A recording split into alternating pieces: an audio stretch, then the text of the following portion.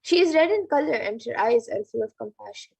She holds the noose, the gourd, the bow, and the flowery arrow in her hands. She is surrounded on all sides by powers such as anima for rays, and she is the self within. And Devi Parashakti is the ultimate pure feminine consciousness. Parashakti is the cosmic mother. It is her cosmic womb from which billions and billions of universes come out and go in, and the source where the Big Bang and black holes go on and on. Parashakti is the source Shakti, the source energy, and the source power, from which all of us came, in which all of us are in even now, and in which all of us are going to merge.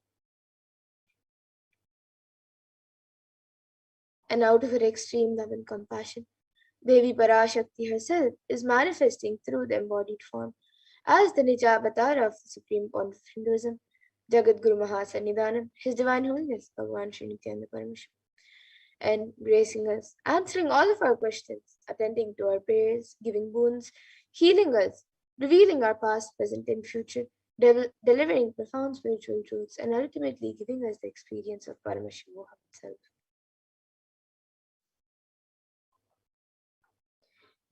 Devi Parashakti beautifully reveals how she is manifesting as the Supreme Pontiff of Hinduism, and she introduces herself. She says, raising as Omkara, expressing as Vedas and Agmas, blossomed as Srimkara, filled as Parashodasi, living in 40 triangles, the Kailasha Swami who is in Kailasha, Sri Parachintamani, Parashodasi, sitting as part of Paramashiva, Parameshwari, who rules the world, Paramashakti, Manonmani, Meenakshi. As Nithyananda, I took Nijavatara here to give good boons to everyone, to bestow all goodness. Hiranya Garbha Swarupini, Brahmanda Yoni, Shami, Chandramauli, Rapala, Aparna, Uma, Parvati, Savitri, Navayovana, Samraji Lakshmi, Parameshwari, Parashodasi, Meenakshi. Taking the form of Nithyananda, I came here as Nijavatara. With great compassion and blessing, listen people. To do good to all of you, I took the form of Nithyananda and came down as Nijavatara. And Devi Parashakti continues to say, raising in Omkara, blossoming as Shiva, Shiva manifesting the source of existence, powers of existence, expression of existence, from the oneness of Om, blossoming into two as Prakriti and Purusha, blossoming as three Shaktis, Icha, Kriya, and Jnana, growing as four Vedas, expanding as 5 Panchabhutas, beyond 6 chakras, filled as Gotras of 7 rishis, expanding as 8 directions, existing as 9 grahas, blossoming as 10 indriyas, being as 11 rudras, creating all the worlds, bringing life to tell and make truth blossom and to do good. Parashodasi, Meenakshi, in the form of Nithyananda, I came to bless every one of you. So now let's see how we can receive Devi Parashakti. So literally you are seeing Paramashiva and Parashakti at that moment. She is there on your screen, so you can receive her in a very traditional way. You can keep 2 beet leaves, 1 banana, 1 beetlet, and a coin in front of the screen as you watch Devi Parashakti. And those of you who might be wondering what a coin is considered as, a coin in the Hindu tradition is actually considered the tradition. The lowest value in India, it can be just 1 paise, and in the US, it can be just a cent. Swamiji says, I'm not trying to monetize, keep even 1 cent is okay. So for 100 days, if you have darshan, it will add up to $1. In India, even 1 paise is okay. And you can offer that to Devi Parashakti. And once the darshan is over, you can do namaskar and eat the banana, the beetle leaf, and the beetlet, taking it as prasadam immediately. And the coins that you collect, you can send it to the Los Angeles temple for the further procedures. And this beetle leaf and beetlenet may actually look too small, but in a few days you will see how much it adds to your sentiment that really Devi Parashakti is there. You will not take the Devi darshans for granted. Rituals will break your monotonous unconscious mentality and lifestyle and remind you and raise you to the powerful cognition. It will break your unconscious behavior. And you can all see how you can set up your tambalam. So you can arrange the beetle leaf, the beetlenet, the banana, and the coin on a plate and keep it in front of the screen as you watch Devi Parashakti. And you can also keep a few more additional items such as flowers, kumkum, turmeric, glass bangles, and a coconut. But the 4 basic items, the beetle leaf, the beetlenet, banana, and the coin. So you can arrange all the items in a plate Keep it in front of the screen as you watch Devi Parashakti. And now with that, we come to a conclusion of this segment of the program, and we will now be moving to the next segment of this program where all of us will be learning who is Devi Parashakti and how to receive Devi Parashakti in a very traditional way. We'll be learning what Devi Parashakti has revealed in the Akashic readings. So please stay tuned for the next segment of this program, where all of us will be learning about the Akashic readings, what Devi Parashakti has revealed in the Akashic readings.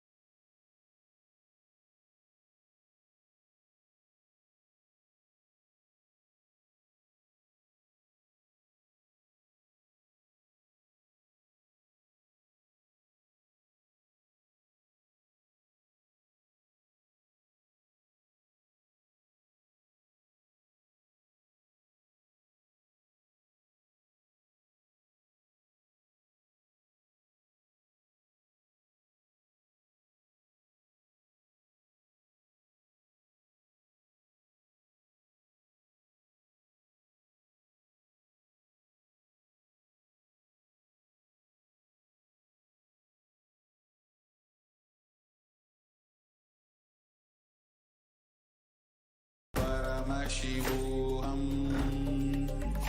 Om Nithyananda Paramashivoham. Om Nithyananda Paramashivoham. Om Nithyananda Paramashivoham. Om Nithyananda Paramashivoham. Most easiest, most powerful, most inspiring, most exciting way to connect with life as the form of mother. Navaratri is the time to connect with Cosmos as mother. Celebrate Cosmic Mother. This 9 days we worship Mother, worshipping Divine Feminine. யாதுமாகி நின்றாய் காளி ஓம் காளி ஓம் சக்தி ஓம் காளி ஓம் சக்தி ஓம் சக்தி ஓம் சக்தி ஓம் சக்தி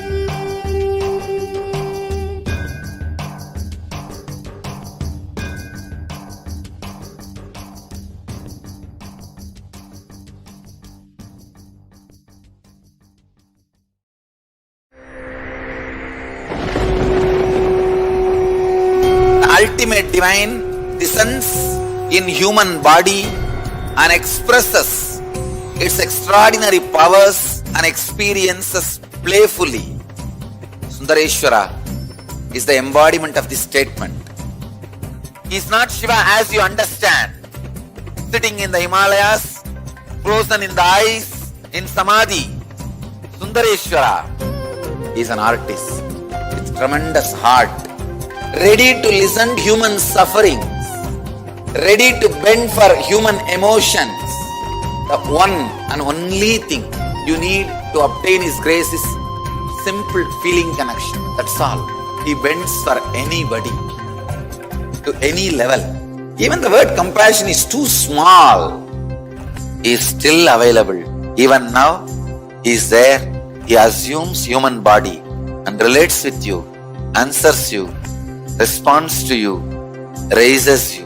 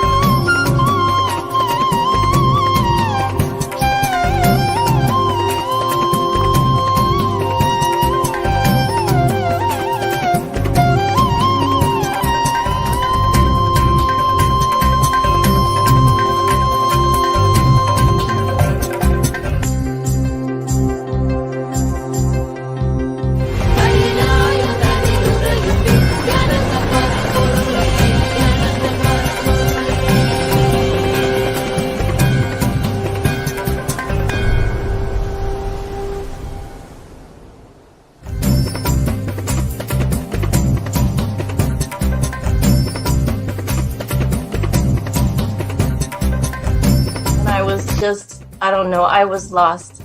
And then he was done speaking, and just tears just started pouring out of my face. I'm just like, ugh, I don't know what just happened. It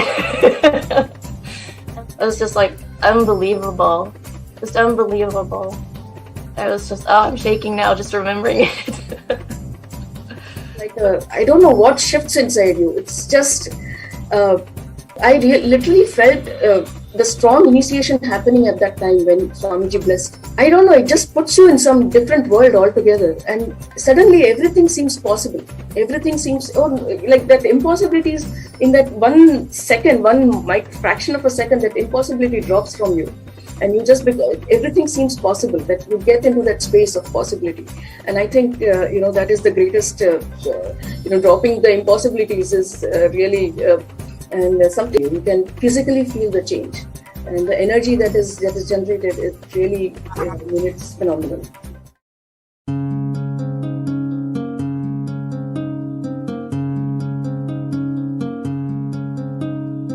There are some gods, 9 unknown gods.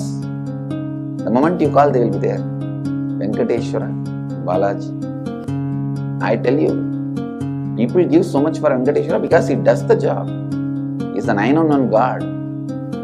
There's a village folk story where Venkateshwara borrows from Kubera for his marriage, still paying the debt. Venkateshwara takes the responsibility of reserve to reserve. This whole story, beautiful story of Venkateshwara, is an amazing concept. He is making Yaksha into Lakshmi. He is making the reserve to reserve. It's an amazing truth.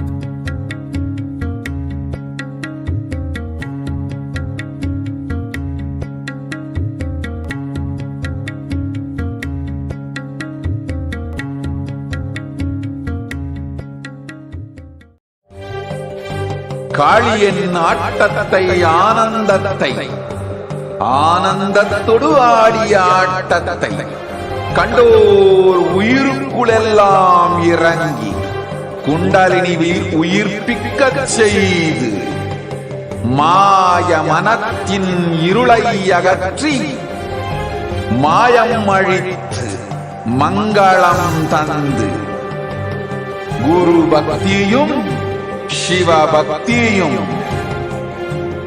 Paramasiva பக்தியும் பரமசிவ சக்தியும் அளிக்கின்றேன்.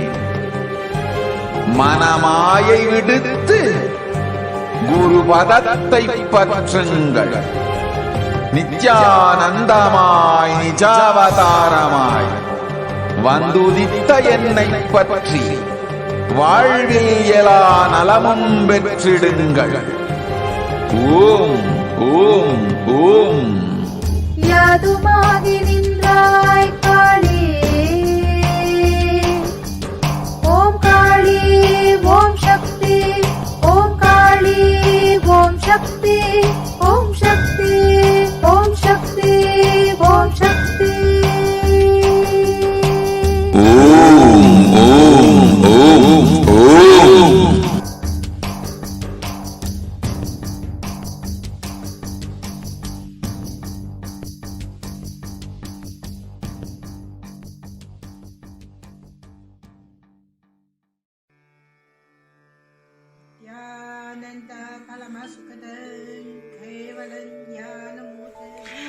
Here is the Australia Kailasa. How can I be so lucky and have a happy life in Kailasa? It's a long story. My name is Li Qi. My guru is His Divine Holiness Bhagwan Nithyananda Paramashivam. Since I was very little, I already wonder what life for. I really want to know the result, the reason. A long time ago, I think if I earn enough money, I will be very happy person, and then life is for happy. I tried to earn money, and then I really rich, but money didn't give me happy. Then I tried to get the happy life in romantic love. Then the really romantic love take me go lots of place. Too many stories during this time. But I still don't feel I get the result, get the life reason. Then I start study from book, from video, from religion in many different ways. And when I study Buddha, that time I really appreciate Buddha gives so much intelligence to me about life. But I don't think study is enough for me. I want to be Buddha. But I don't know how. Who can let me get there? One day I found the video in YouTube, introduced Swamiji in that video. I suddenly, my eyes opened wide. I get it. He must be my guru. I can get there. He can let me get what I want to know. And he can take me home, real home. This kind of feeling, then I start study from Nithyananda Sangha. One day, Swamiji Satsang said he need people devote land, home, money to build up Kailasa. Then I discussed with my husband, decide to give the whole farm to Nithyananda. That time, because both of us believe help Swamiji means help whole world. It's a big decision, but we just discussed so short time already. Decide. I really appreciate my husband love me so much and believe me, trust Swamiji so much. Soon here will be big temple, Gurukul, Goshena, and library. Introduce this my story to you, just me. Don't give up any chance to be founding father of Kailasa. It's the best thing you can do in your life.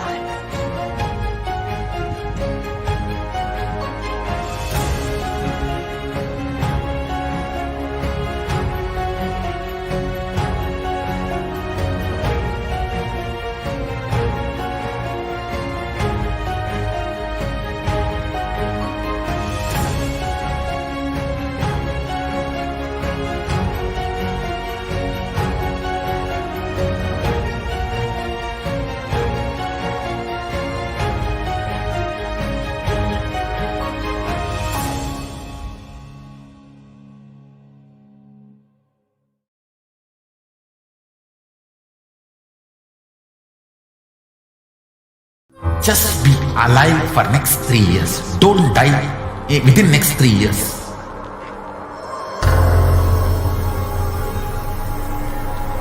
Just don't die within next 3 years. Be alive. Somehow be alive. I'm working sincerely. I will reach you somehow. Somehow I will reach you. It's my commitment to humanity.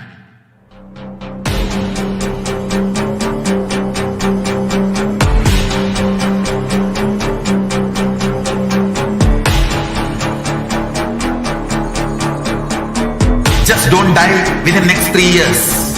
I will reach you wherever you are, whichever corner of the world you may be. I will reach you with enlightenment, manifesting the space, state, powers, being Paramashivoham. It is possible, and it is possible for you.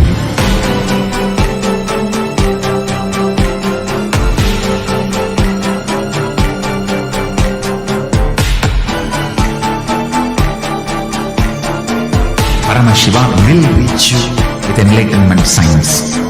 I know he is going to do the job. Just be alive for next 3 years. Nothing else.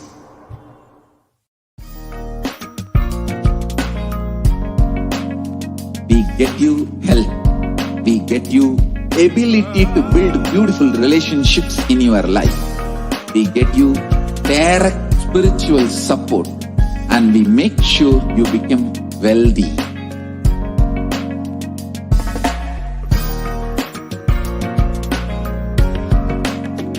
We won't stop giving you just good life. We will literally not stop till you live enlightened life. manifesting the state of Paramashiva, space of Paramashiva, powers of Paramashiva, being of Paramashiva.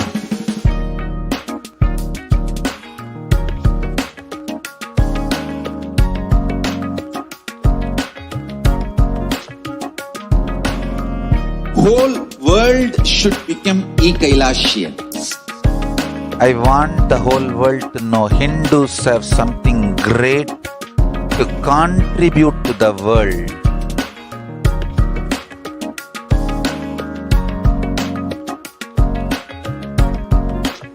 We have something great to contribute to the world. Let us do that.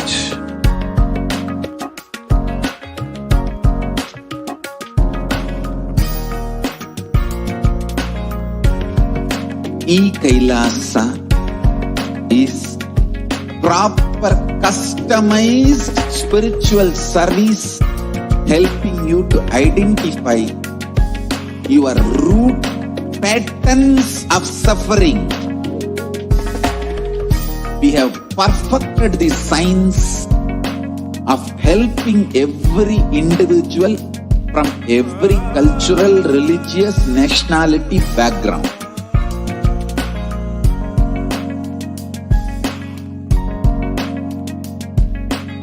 You will have lowest reactionary assumptions, highest awakened response, alive response for life continuously.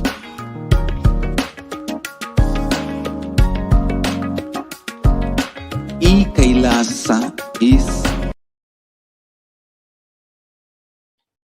Yes. So now we will be getting into the next segment where all of us will be learning about what Devi Parashakti has revealed on the sacred secret of the Hindu birth. So let us first watch Devi Parashakti's revelation on 31st of May 2021.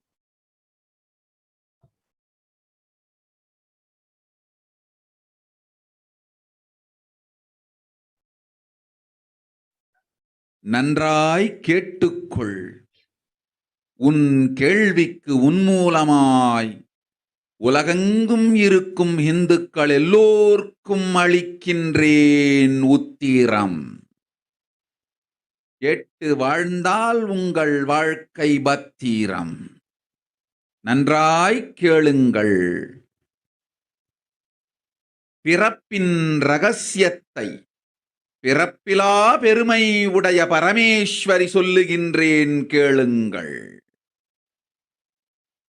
அண்டஜம், யோனிஜம், ஜலஜம், பீஜம் எனும் 4 விதமான பிறவிகளில் 84,000 யோனிகளில்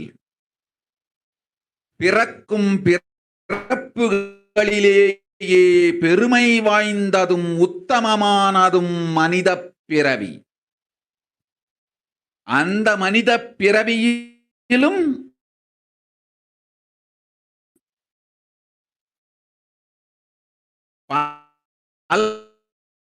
பலமுறை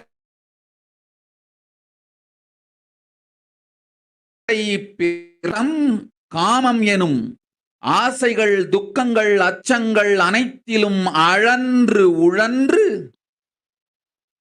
இனி இப்பிறவி வேண்டுவது மோட்சமே என்று முடிவெடுத்தோர்க்கு மட்டுமே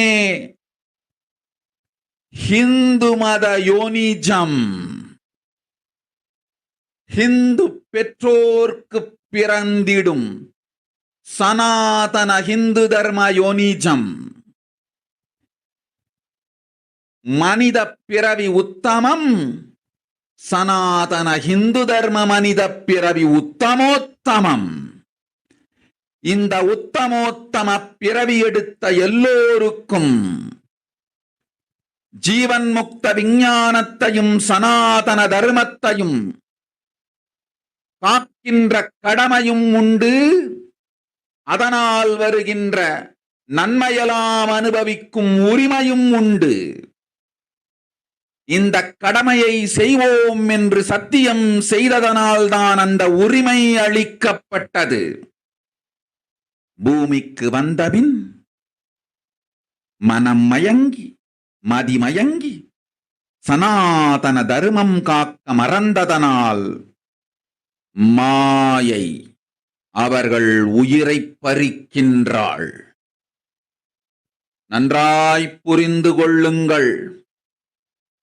உயிரை கொடுத்தாலும் தர்மத்தை காப்போம் என்று உறுதி எடுத்தவர்க்கே சனாதன இந்து தர்ம யோனிஜம் அளிக்கின்றேன் யான். உடல் பெற்ற பிறகு ஊழிப் பெருவலியால் ஆசை அச்சங்களை உதறவிடாது, உதறியும் விடாது சனாதன இந்து தர்மம் காக்க மறந்தோரை உயிர் வாழத் தகுதியில்லாதவர் பட்டியலில் உடனடியாய் மாயை சேர்க்கின்றாள். அதனால் ராட்சசர்களும் அசுரர்களும் தானாகவே இவர்கள் உயிரை எடுக்கின்றார். நன்றாய் புரிந்து கொள்ளுங்கள். உயிரை கொடுத்தாலும் தர்மம் காப்போம் என்று நிற்பவர்க்கு நிலைத்திடும் வீரஸ்வர்க்கமும் கைலாச பதவியும், எக்காரணம் கொண்டும் தர்மம் காக்க மறந்த உத்தமோத்தம ஜனனமான சனாதன இந்து ஜனனம் பெற்ற மக்களுக்கு இல்லை வேறு கதி. சனாதன இந்து தர்ம மனித ஜனனம் உத்தமோத்தம மனித ஜனனம். உங்கள் உரிமை உலகில் அதிகம், உங்களுக்கு கடமையும் உலகில் பெரிது. தர்மம் காத்தாலே கடமை, தர்மம் காக்காதார்க்கு உயிர் வாழும் உரிமை இல்லை.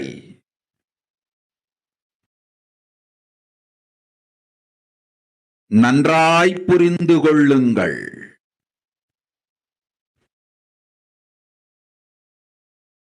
உத்தமோத்தம பிறவியான சனாதன இந்து தர்ம பிறவி எடுத்த எல்லோரும் புரிந்து கொள்ளுங்கள். உங்கள் வாழ்வின் முதற்கடமை தர்மம் காத்தல். தர்மம் காக்க தர்மம் உங்களை காக்கும். சனாதன இந்து தர்மம் காக்க மறந்திட்டால் வாழும் உரிமையை நீங்கள் இழந்து விடுகின்றீர்கள். அதற்கு மேல் வாழ்ந்தென்ன அழிந்தென்ன? பூமிக்கு பாரம் குறையட்டும் என்று அசுரர்களும் ராட்சதர்களும் உங்களை உண்டு தீர்க்கின்றார்கள். அதையும் மாயை கண்டு சும்மாவிருப்பாள். பிரபஞ்ச ரகசியத்தை, பிறவியின் ரகசியத்தை உலகிற்கெல்லாம் உத்தரமாய்ச் சொல்லிவிட்டேன். புரிந்து வாழ்வில் நடந்து உயிரை பத்திரமாய் பார்த்துக் கொள்ளுங்கள். அன்னை சொல்லும் அருள் சத்தியம் இது. ஓம் ஓம் ஓம்.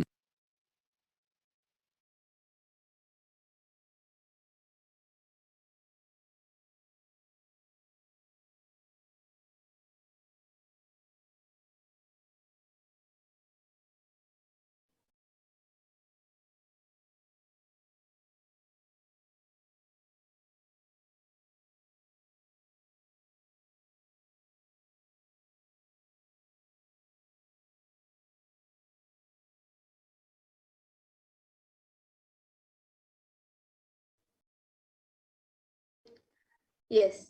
So that was what Devi Parashakti revealed on the sacred secrets of the Hindu birth on the 31st of May 2021. So let us listen to Devi's words mapped into English and let's look at the translation of what Devi revealed.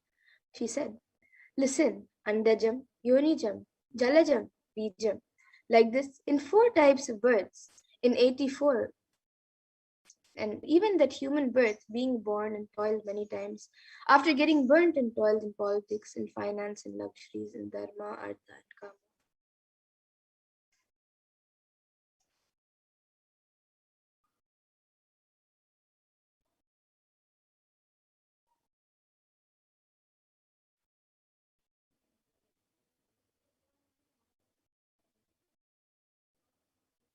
And those who decide of not wanting this birth, wanting only moksha, only those will have Hindu Dharma Yonijam, the Sanatana Hindu Dharma Yonijam of being born to Hindu.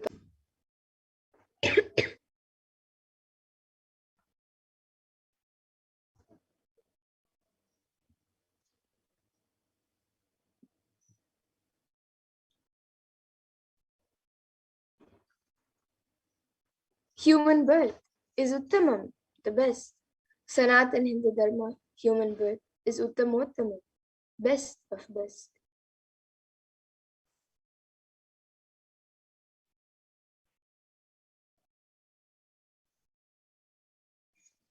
So you can see how the Parashakti reveals the sacred secrets behind the Hindu birth.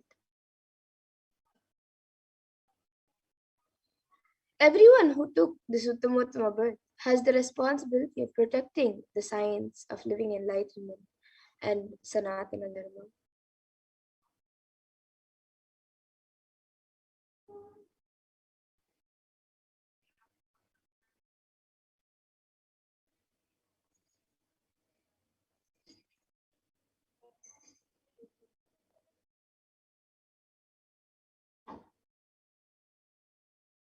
And also, they have the right of experiencing its benefits.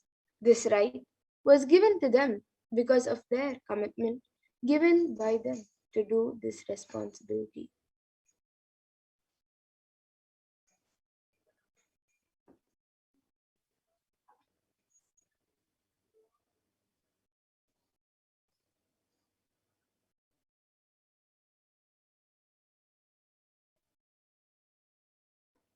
After coming to Bhuloka, by getting mentally deluded and forgetting the dharma of protecting Sanatana Dharma, Maya, she is taking away all their souls.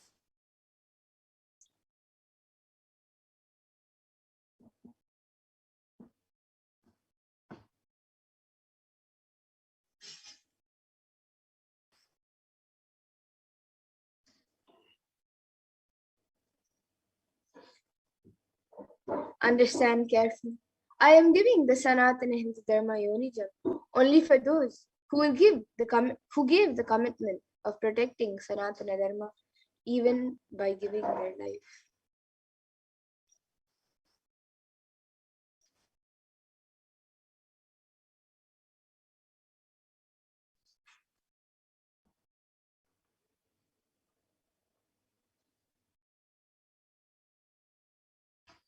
After getting the body because of painful deluge, not dropping fear and grief, for those who forgot to protect Sanatana Hindu Dharma, Maya, she will immediately add them all to the list of those who are not worthy of living.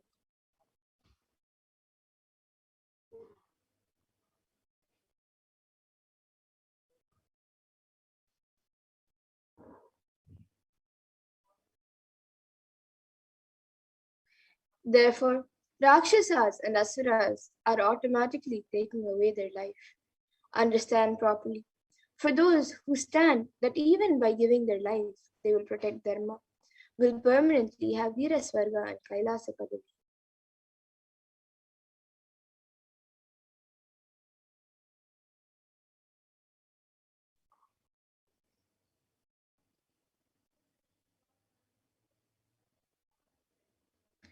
For any reason, people who forgot to protect Dharma, having the Uttamottama birth of Sanatana Hindu Dharma birth, there is no other way for them.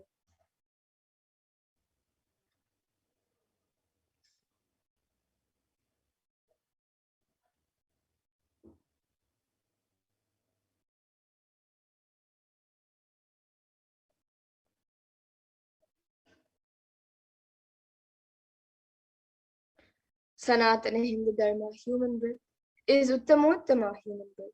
Your rights in this world are immense. Also, your responsibility in this world is large. Protecting Dharma is responsibility.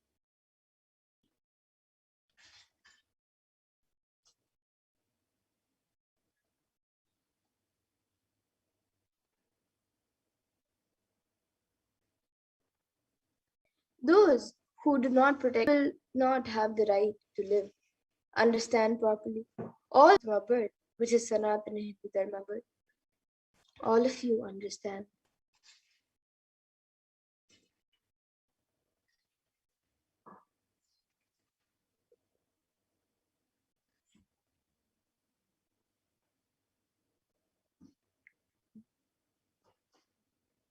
The first responsibility of your life is protecting Dharma.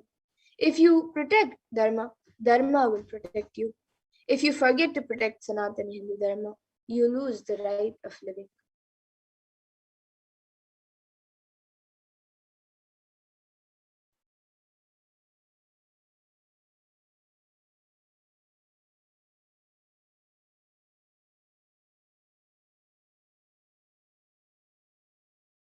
After that, what bothers whether you live or get destroyed?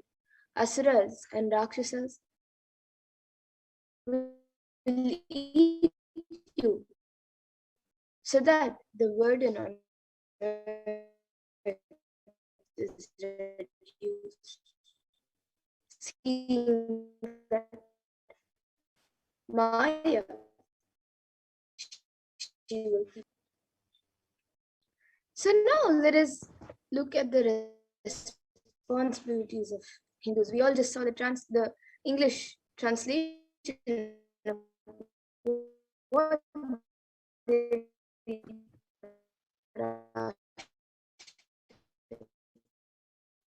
revealed on the sacred responsibility of Hindus for a Hindu nation.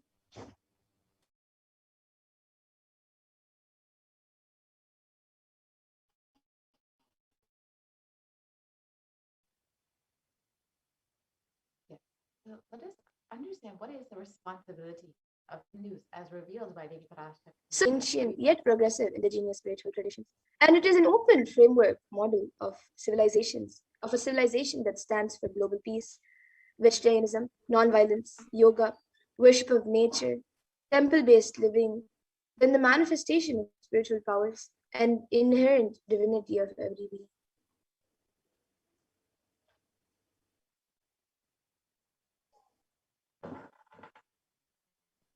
And the Hindu nations were ecosystems where more and more enlightened beings could produce, so that enlightened civilization could be kept alive and its great gifts shared with the world.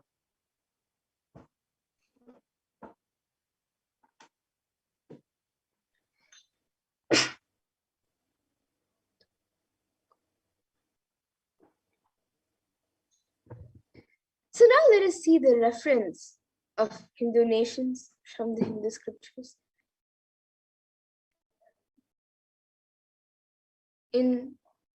Let us see the scriptures which speak about the Hindu nation and the grandeur of the Hindu nation.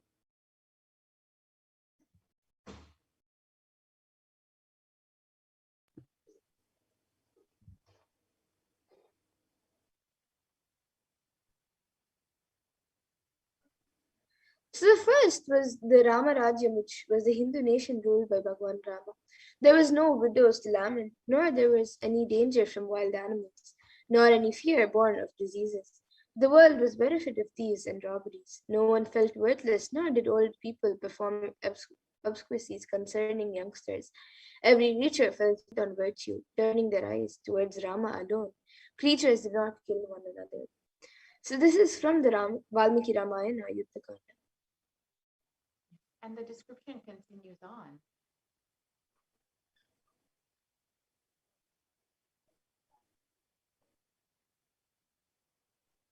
People survived for thousands of years with thousands of their progeny, all free of illness and grief. The trees there were bearing flowers and fruits regularly, without any injury from pests or insects. The clouds were raining in time, and the wind was delightful to the touch. Every caste performed their duties. satisfied with their own work and bereft of any greed. People were intent on virtue and lived without telling lies. All the people were endowed with excellent characteristics. All were engaged in virtue. You can see how much the kingdom ruled by Bhagavan Rama prospered and how the people were living with so much of happiness. And his Hastinapur kingdom, ruled by Yudhishthira, was described in the Srimad Mahabharata. They was granted reins to fulfill all wants. No, the world became free of all diseases. There was no hunger or thirst anywhere. There was no mental suffering. Those without livelihood were given livelihood. There was abundance all around. There was no worldly worries left for anyone. And there was no cause for fear either. In fact, the happiness in was greater than in the heavens. And the Hindu nation had so much to contribute to the world in every field, whether it's enlightenment, health, medicine, art, science, technology, aviation, dance and music, clothes and jewelry, the even all the social and judicial, legal systems and political systems. So it had a lot to contribute towards the world for the entire humanity. So now let us see how Hindus were destroyed. How was the Hindu nations destroyed?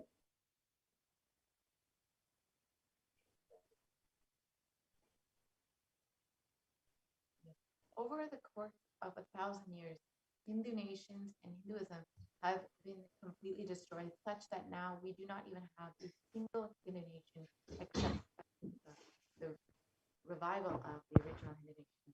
And the destruction of the Hindu civilization involved three phases, being the Islamic invasion between 800 and 1700 AD. This was the physical destruction of the Hindu civilization, and it's described by Will Durant. The Mohammedan conquest of India is probably the bloodiest story in history. The Islamic historians and scholars have recorded with great glee and pride these slaughters of Hindus, forced conversions of women, abduction of Hindu women and children to the slave markets, and destruction of Hindu temples carried out by the warriors of Islam over the course of 900 years. And the description of the Islamic law prescribed for Hindus conveyed by Khilji describes that the Prophet hath ordained that if the Hindus do not accept Islam, they should be imprisoned, tortured, and finally put to death, and their property confiscated.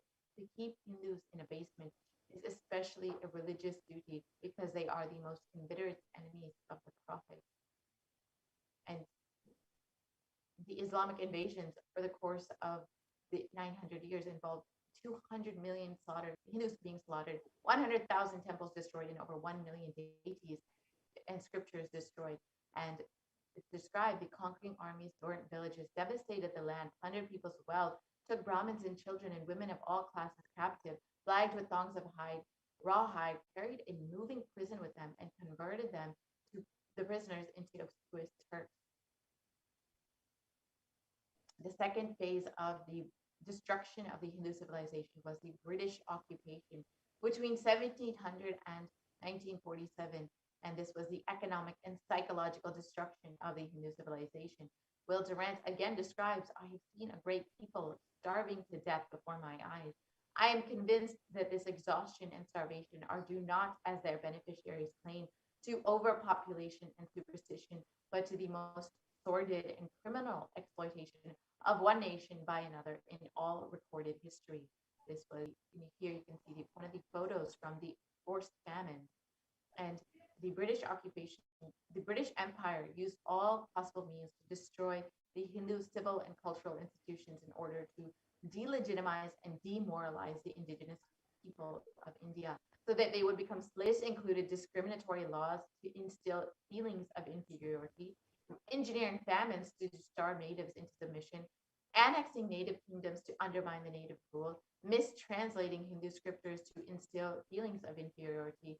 And during the British occupation, $45 trillion was looted from India over the course of 200 years. And over 45 million Hindus were put to death due to artificial famines and imposed poverty. And over 680 native kingdoms were usurped by the British Raj. Pasha Tharoor of the Indian Parliament describes the British came to one of the richest country and reduced it to a poster child for third world poverty. The next phase was the secularization of India, which was after independence in 1947 till current day. This has been ruled by brown faces, British attitudes and policies towards Hindus. And Nehru, the first prime minister of India, has described what a disgusting, savage people we are. Politics, progress, socialism, communism, science, where are they before this black religious savagery? India can never be a Hindu Raj. And the first law minister and principal architect of the Indian Constitution, B.R. Ambedkar, has described that if Hindu Raj does become a fact, it will no doubt be the greatest calamity for this country. No matter what the Hindus say, Hinduism is a menace and to liberty, equality, and fraternity. It is incompatible with democracy. Hindu Raj must be prevented at any cost. These were two of the first leaders of the so-called secular India. And the modern Indian legal system, academia, and media all systematically undermine, suppress, and delegitimize the Hindu institutions and culture by various methods. This includes India's constitution establishing government control over Hindu temples and other institutions, while other religions are free from this interference. The constitution discriminating against Hindus by giving special rights and benefits to non-Hindus, and Hindu kingdoms and self-governance being abolished. The anti-superstition law, which was enacted to criminalize Hindu practices. And during the secularization of India, it has been ruled by media narratives used to stereotype and demoralize Hindus. And Bollywood and other mainstream media outlets consistently portray Hindu gods and gurus as cartoonish, dishonest, corrupt sex fiends in a manner similar to the British imperial propaganda. Media narratives are used to shape the human conscience and further political agenda, which was unfortunately against Hindus and Hinduism. This agenda was to discriminate and to make Hindus feel inferior. And Yes, so now let us see the revival of the Hindu nation. So during the times of Mahabharata, we Hindus had 56 deshas, countries, 200 states, 1,700 samsthanas, provinces, and 10,000 sampradayas, traditions. And in all 56, we Hindus are persecuted. Now we have lost all 56. The last one to fall was Nepal. And this is narrated by the Supreme Court of Hinduism. And he continues to say, I am the collective voice of all the persecuted Hindus. I will revive and rebuild the Hindu nation built on the Vedagamic principles as a refuge for all practicing and aspiring Hindus, a safe haven for all the persecuted Hindus. This is the vision of the Hindu civilization. And this revival of Kailasa, the Hindu nation, is for reviving this whole life of enlightened civilization and all the great things it has to offer to the world, bringing legitimacy to all the offerings Sanatana Hindu Dharma and sharing it with the whole world is the purpose of this Kailasa, the Hindu nation.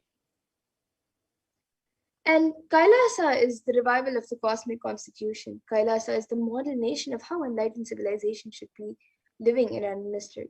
Whether it's politics, judiciary, education, economy, everything will be revived as Paramashiva revealed in the Vedas and Agamas and in the Sanatana Hindu Dharma's scriptures. So that is the administration of Kailasa.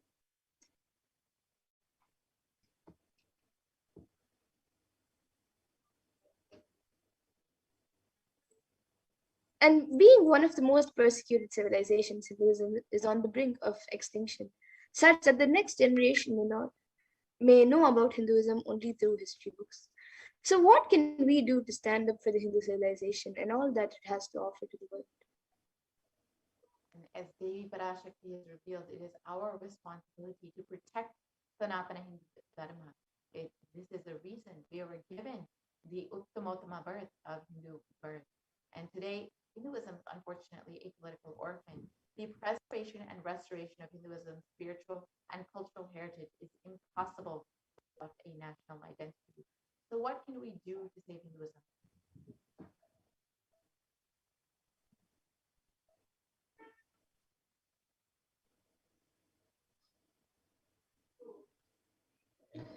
So let us all reclaim our Hindu identity. You can learn how to reclaim your Hindu identity. As Devi Parashakti has revealed, we have been given this Hindu birth because we have taken the responsibility of protecting Sanatana Hindu Dharma and protecting this whole enlightenment science. It is our responsibility to reclaim our Hindu identity and fulfill our responsibility to protect Sanatana Hindu Dharma. And unfortunately, because of delusion, we have forgotten this responsibility. But we need to remember, Hinduism is responsible for our successful life. If you are a Hindu and you are happy, healthy, wealthy, rich, successful, respectable, have a stable family life, and have the best mental setup, you need to understand that Hinduism is responsible. The Hindu identity is responsible. The Hindu scriptures are responsible. It is the Hindu scriptures which have given us the best mental setup. All the best things that we Hindus have has come from our Hindu scriptures. And Hindus are the richest and most successful ethnic community in the world. Hindu scriptures, the Hindu lifestyle, and are responsible for this. And an article by Hindustan Times also says that Hindus are the most educated religious group in the US.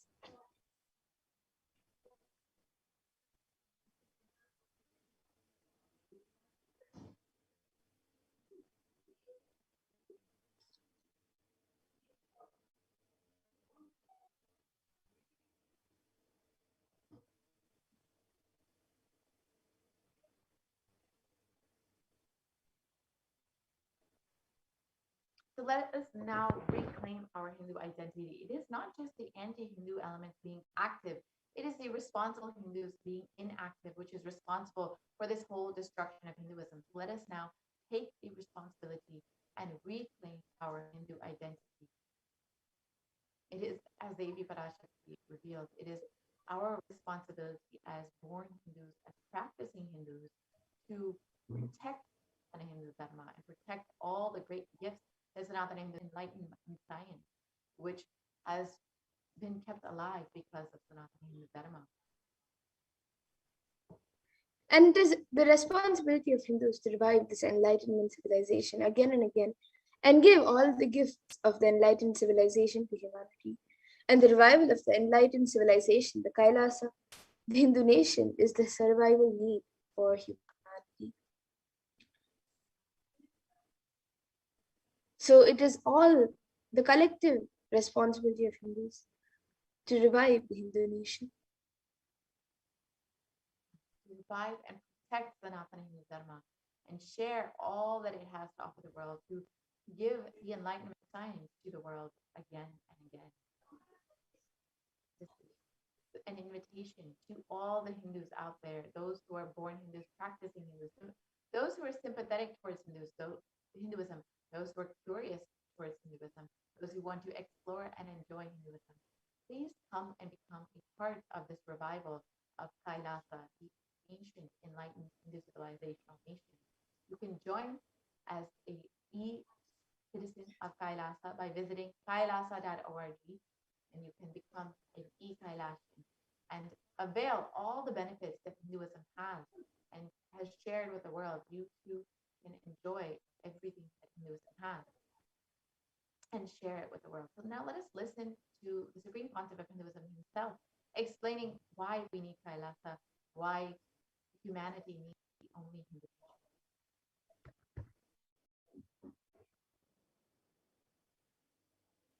Contribution.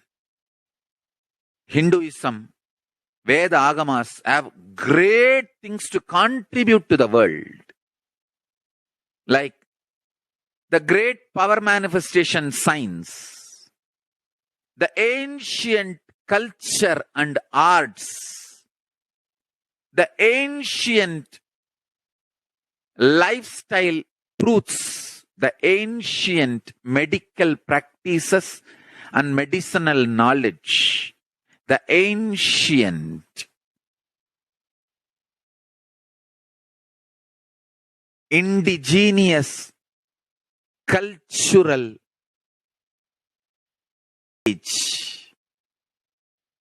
and jewelry, perfume, dance, music. In every level, Hinduism has so much to contribute. Veda, Agamic traditions have so much to contribute. To share all this with the world. To contribute to the world.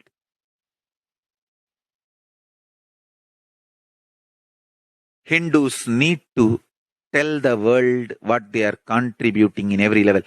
The brand of Hinduism itself is enriching and empowering and enlightening.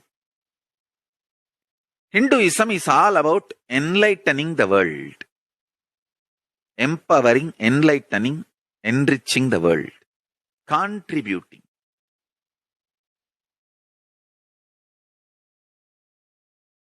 That is our spiritual life. That is our spiritual strength.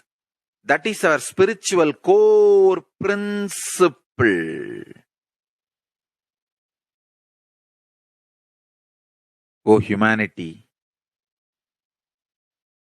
I request you with folded hands, some one corner of the world, if you just give me few hundred acres, I will keep this whole science alive. Leave it for the whole humanity freely.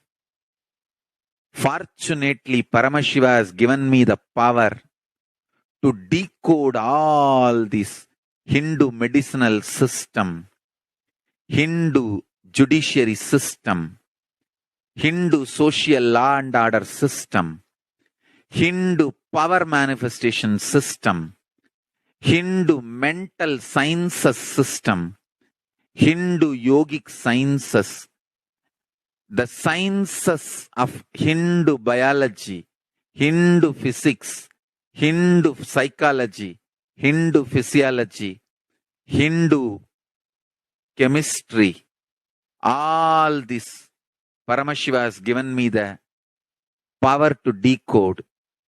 Whatever the remaining scriptures are available with the humanity, Paramashiva has blessed me, and I have collected, not only I have collected an R-code, this whole science can be kept alive in any one corner of the world.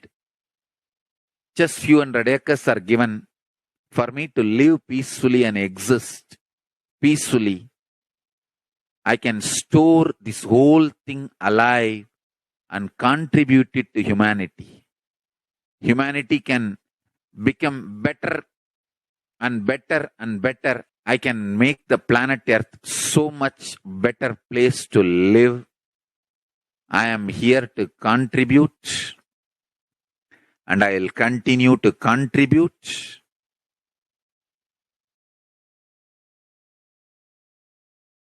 As long as I am allowed to live, I will contribute. I have collected all the remaining available scriptures, maybe 2 crore books.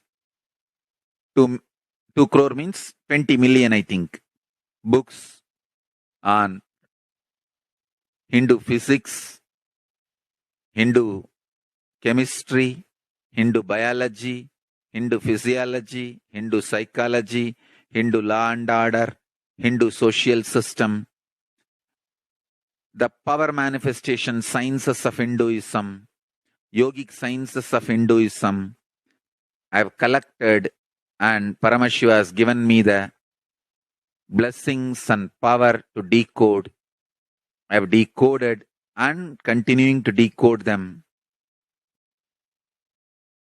If the humanity, somebody is kind enough to give me few hundred acres in one corner of the world and let me live peacefully, I can keep all these scriptures there and go on sharing with the world, revealing this whole sciences to the world, and go on contributing. I don't need anything other than 1 cup of curd rice every day. That's all. A cup of curd rice per day over. I can go on be giving this to the world. I can add to the world. I can make the world better place to live. That's all I have to say.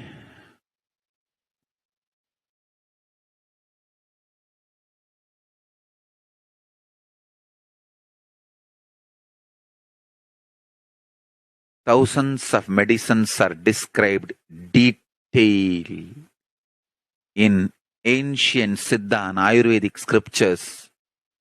Paramashiva has given me the power to decode them, read them, properly translate and map them to the modern day human language. And I am ready to work 20 hours a day. I just need few hundred acres where I can sit peacefully and keep this library, run a Gurukul where thousands of people can learn this and share it with the world. Understand?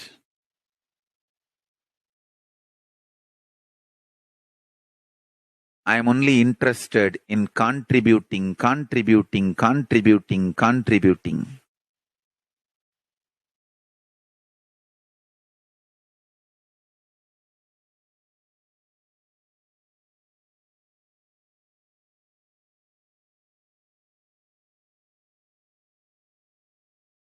If we can decode all this great knowledge, whole world can prosper from this knowledge. Whole world can enjoy from this knowledge. If I prosper, I will only create a university. I will not create anything else. If the Hindus prosper, they will only create education institutions. Because Hinduism is all about giving, contributing. If I create university, that's all. Kailasa is all about university to decode the ancient sciences and share with the world. Understand? Every day I am sitting and going on decoding, writing notes on my books and writing details on my books. Whether it is making human beings manifest powers, and I have also now started downloading and decoding the science of making animals manifest powers. Whether making people manifest powers or healing,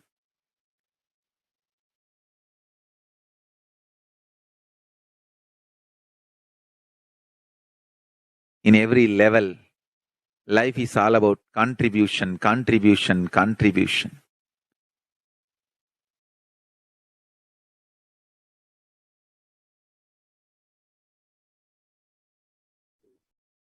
Yes. So that was a video where the Supreme Point of Hinduism revealed the reason of why Kailasa. So we will now be moving to the next segment of this program where all of us will be learning how you can make your offerings to Devi Parashakti, how you can offer your gratitude to Devi Parashakti.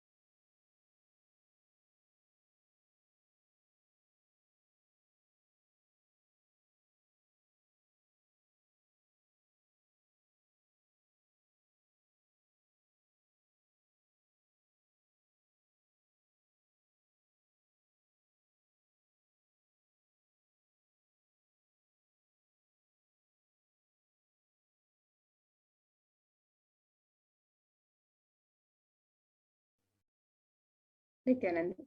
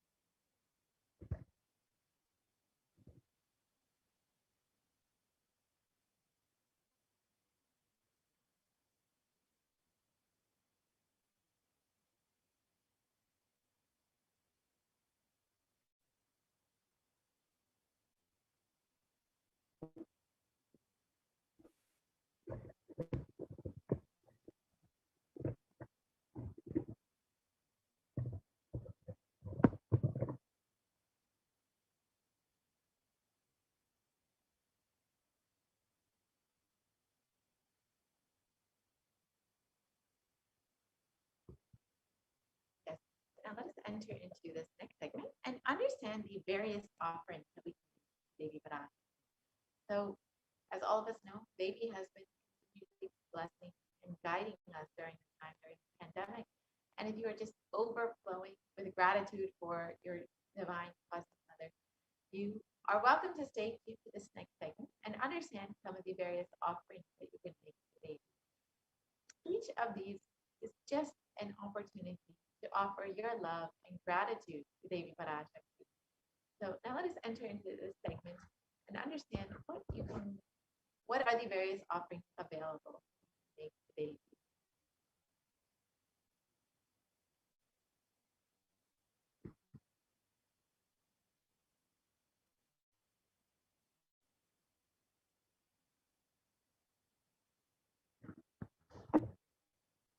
So offerings are a giving of a divine gift of pure love, devotion, and oneness.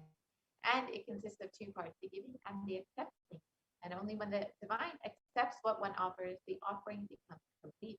Offerings are not made out of fear nor out of greed, but when in avatar land, the offerings are purely a part of the grand Leela laid out for the only purpose of enlightenment.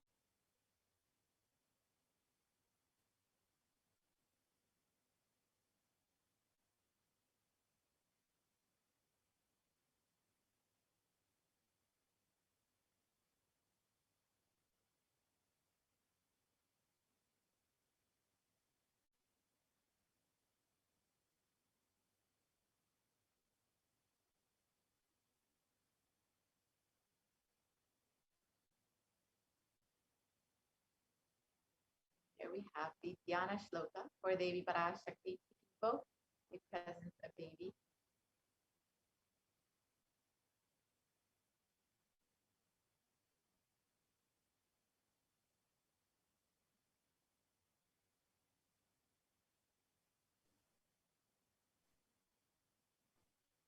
The Dhyana Shloka for Devi Parashakti describes her grace and splendor. And let us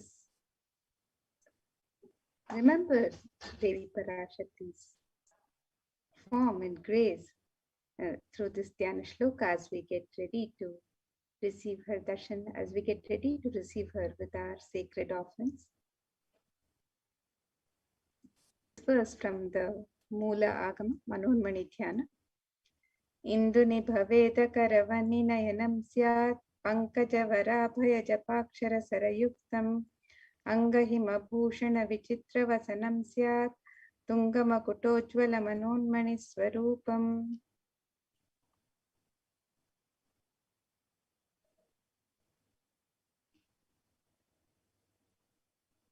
And the translation for this verse, it says, moon-like face holding the Veda books on hand, fire and ice, with lotus flower gracing and blessing hands, and one hand with japamala, beautifully decorated with jeweled ornaments in wonderful clothes and a shining crown. Her name is Manonmani.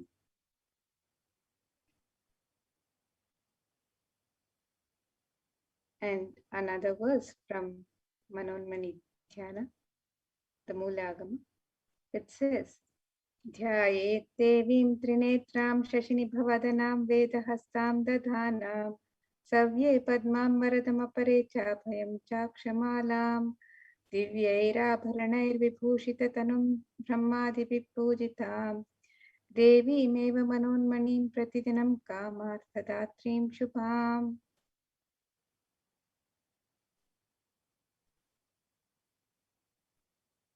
And this verse describes, I meditate on Devi with eyes glowing like a moon and holding the Veda lotus and gracing with blessing and gracing hands.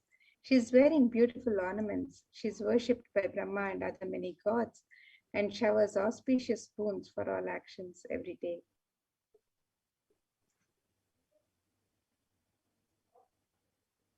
And in the Hindu tradition, the various offerings to the divine is made in the sacred element of gold. So let us see the scriptural references for the significance of the divine element of gold. The Atharva Veda describes Treda Jatam Janmanedam Hiranyam Agnirekam Priyatamam Babhuva Somasyaikyam and Sitasya Parapatata Apamekam Veda Samreta Ahutatte Hiranyam Trividastva Vishe. The translation for this verse, it says, triply born by birth is this gold. From the atoms of Agni is one, it becomes dearest to Agni. One fell away from the Soma when it was heard. One they call the seed of virtuous and powerful Apa, the watery molecules. Let that gold be for your long life. Gold is a divine element in the Hindu tradition. It purifies anything that it touches. It is an element of great spiritual significance and spiritual power of healing and enlightening. The vibration of gold has the power to infuse sattva energy and positive thought currents in anyone who wears and anyone who sees or operates in its vicinity. Gold is present in all the scriptures in the Agamas, Vedas, Shrutis, Smritis, Itihasas, Puranas. In all the Hindu scriptures, it is abundantly displayed that gold is the most auspicious and purest metal which purifies our being. In the Hindu civilization, everything was built in gold, exchanged in gold. Ritual feasts were offered in gold bricks. When one was to be saved from life-threatening illnesses, gold was offered as a ritual fee. Gold was used in abundance and even used for weighing equivalent amount of commodities, including cows. Kingdoms were built with huge doors of gold. The streets would have huge columns and archways made of gold. Even the horses and cows would be dressed in gold. Hindu civilization thrived on the banks of rivers of gold. The Indus River was called Hiranmaya, the river of gold in Rig Veda. The river Saraswati was called Hiranyavartini in Atharva Veda. The gold is a supreme element for offering gifts to the ones you love and revere. Temples are constructed and paved in gold.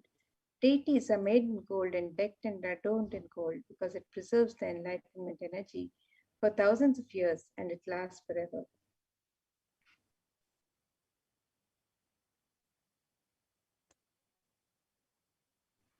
So let us now see the various traditions that can be made to Devi Parashakti on the website www.kailasamailer.com/savas. And Devi is described as the one who is fond of true devotion. This verse describes Devi's love for true devotion. It says, Bhakti Priya, Bhakti Kamya, Bhakti Vashya Bhaya Paha, Shambhavi Sharadaradhya Sharvani Sharmadaini. The translation for this verse. It says, Devi is fond of true devotion and is realized through true devotion. She can be won over through true devotion and she removes all fear. If there's any fear in the minds of devotees, Devi is sure to remove that fear. It is stated that Devi likes to be worshipped in autumn. Here it is meant the autumn of our lives when thoughts turn more and more inwards. The role of the divine is known and understood clearly, and the need for Devi worship becomes stronger. Shambhavi is the consort of Shambhu, who's Lord Shiva. Sharadaradhya is the one who is worshipped by Devi Sharada herself, Devi Saraswati. Sharvani is the wife of Lord Shiva. Linga Purana describes Lord Shiva as Sharva in his earth form. Sharmadaini is the Devi who bestows happiness on devotees. And you can make your offerings of gratitude, love, and devotion to Devi Parashakti through the offerings of the e-hundi. Just as you would make the offering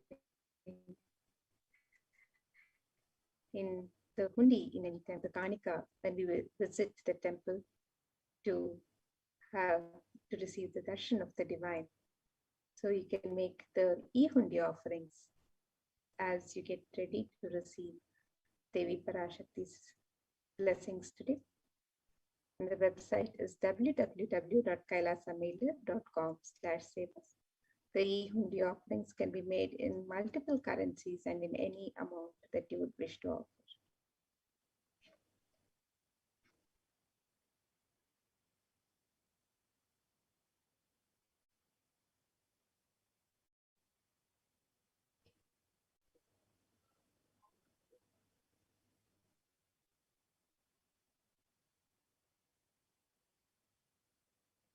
Next offering that we have is the offering of Sankalpa chanting Devi Parashakti. So before you start anything in your life, or you enter into something new, or if you want to just manifest something in your life, you should always set a conscious an intention of exactly what it is you want to manifest. When you offer your conscious resolution to Devi Parashakti, you will be blessed with Devi's overflowing energy, manifest exactly what it is you want in your life. And it is stated in the Devi Mahatmya that the goddess enchants this universe, and she herself gives birth to this universe. That goddess being great without interest in anything, gives that knowledge that leads to salvation and gives wealth in the materialistic sense. First, this conscious resolution, this Sankalpa to Devi Parashakti will be blessed with the fruition of all their desires.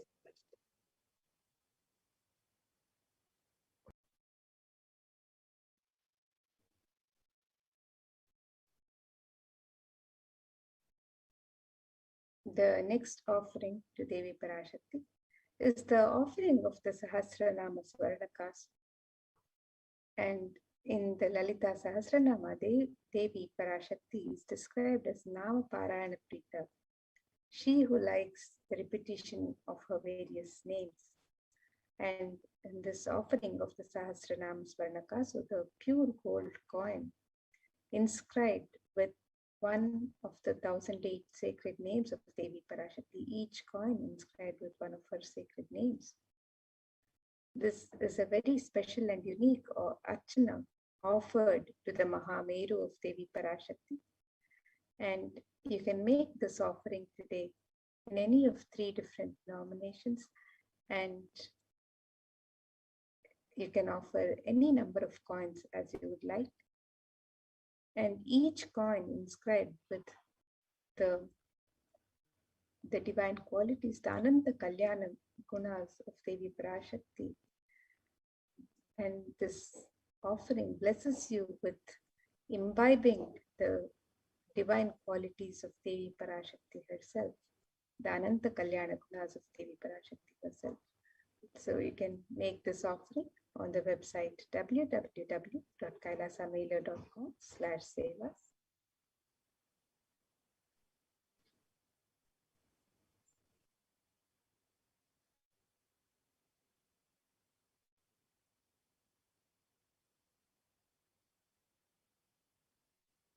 The next offering is the Mukta Agni finger ring with a pearl.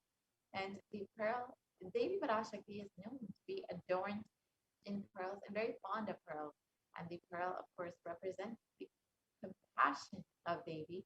And in this verse it states, I bow to the goddess Meenakshi, whose crown is garland of pearls, and the face shining like a full moon, who wears anklets that are studded with gemstones and has small bells, who is shining like the splendor of the lotus, who grants all the wishes, the daughter of the mountain, who is worshipped by goddesses Mani and Brahma.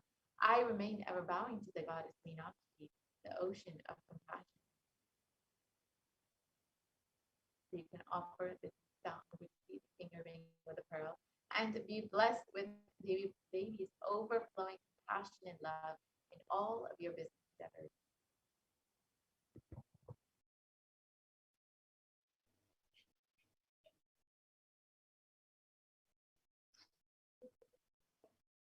And the next offering to Devi Parashakti is the offering of the Swarna Padma Pushpa, the gold lotus flower. The Kamika Agama verse describes the significance of the gold lotus. This verse says, Ashtavidyeshwaropeta Kumbha Varana Samyutam Sarve Sasutra Vastradhya Hema Pankaja Bhushitaha Sapidanna Satcha Kurachascha Pakva Bilva Palaprabha Snapanadhyaya Samsiddha Pramanena Samanvitaha. And the meaning of this verse, it says, all the kalashas should be wound around with suitable thread and covered with a new cloth. They should be adorned with the lotus flower made of gold. There are hundreds of scriptural references in the Hindu scriptures for using the lotus for the worship of Paramashiva.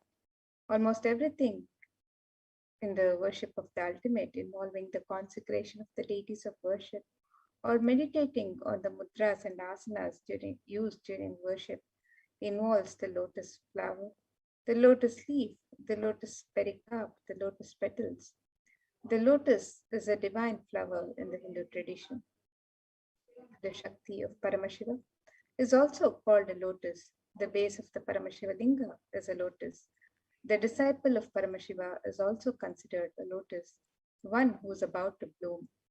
You can offer lotus in any of 3 different sizes as you would wish to offer, and be blessed to have the state, space, powers, and being of Devi Parashakti in your inner space amidst any and every adverse situations in life. And you can make this offering on the website www.kailasamailer.com/sevas.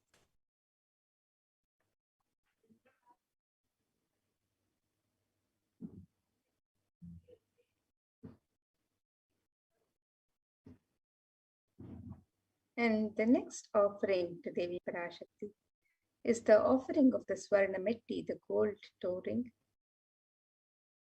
And you can make this offering to Devi Parashakti to adorn her lotus feet, her divine lotus feet. A verse that describes the grace and beauty of Devi's lotus feet. It says, Nakadhiti Sanchanna Namachanna Tamo Guna Padadvaya Prabhajala Parakrita Saroruha. The translation for this verse: It says, "You whose brightness from the toenails destroy the darkness of ignorance from the minds of your devotees who prostrate at your feet. You whose brightness from your feet overpower that of the lotus flower too."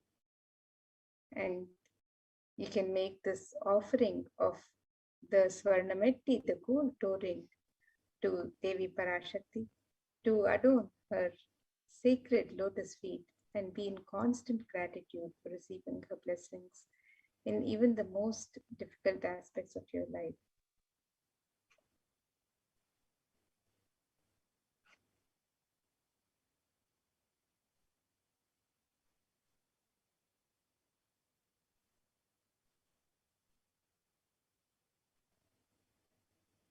So you can offer this toe ring to Devi Parashakti to adorn her feet. The next offering is the Svarna Mantika, the gold hairline jewelry. And Devi is described as Shuddha Sarabi Varshini, the one who makes the nectar flow in all of our nerves from the Sahasrara. She who gives the very pleasant experience of the ultimate. The Mantika represents the nectar flowing from the Sahasrara chakra, which is fully open. So when you offer this Svarna Mantika to the feet of Devi Parashakti, you will be blessed with an overflowing Sahasrara chakra and experience the state of complete completion.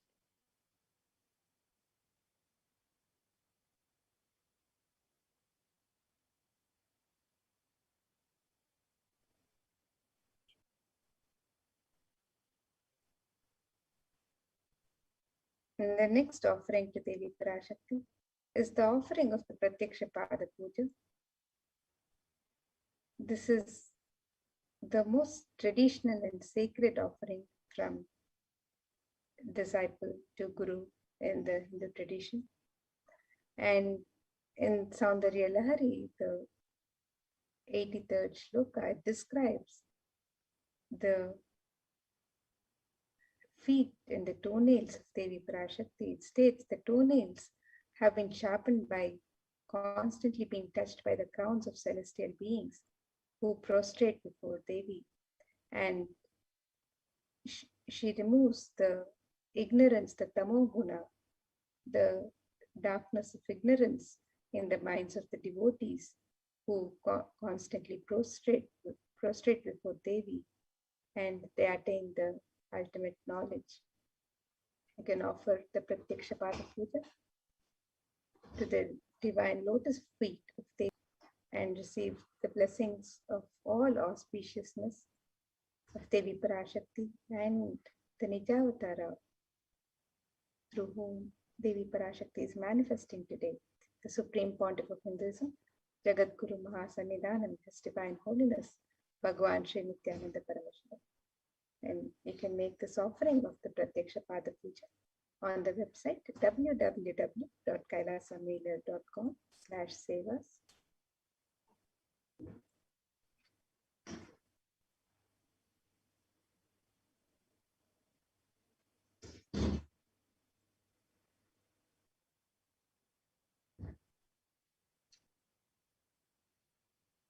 The next offering that we have is the Vastra Seva, the offering of clothing during the Pada Puja to the feet of Swamiji.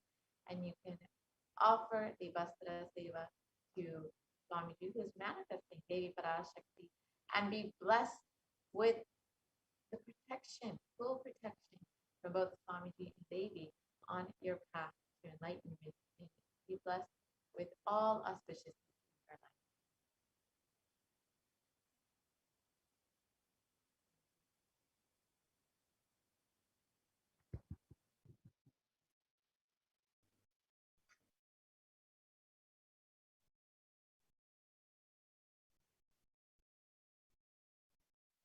So here is a summary of the various offerings that can be made to Devi Parashakti on the website as you get ready to receive her darshan. So the traditional offerings of the Ihundi, the Sankalpa chanting, the offering, the conscious resolution, the Devi Sahasranama Kasu, which is the pure gold coin inscribed with one of the 1080 sacred names of Devi Parashakti, the Mukta Anguti, the gold ring embedded with pearl, the Swarna Padma Pushpa, the gold lotus flower, the Swarna Metti, the gold toe ring to adorn the lotus feet of Devi Parashakti, the Swarna Mangtika, the gold hairline jewelry representing the overflowing nectar from the Sahasrara,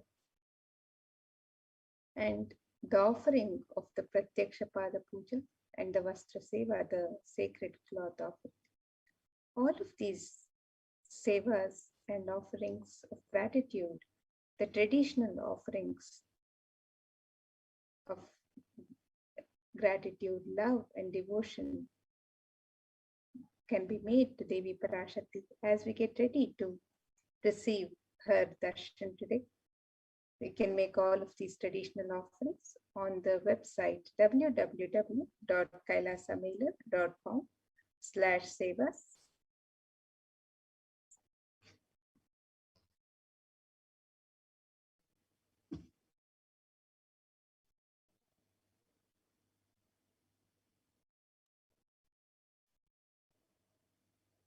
So here we can see the website www.kailasamailer.com/sevas.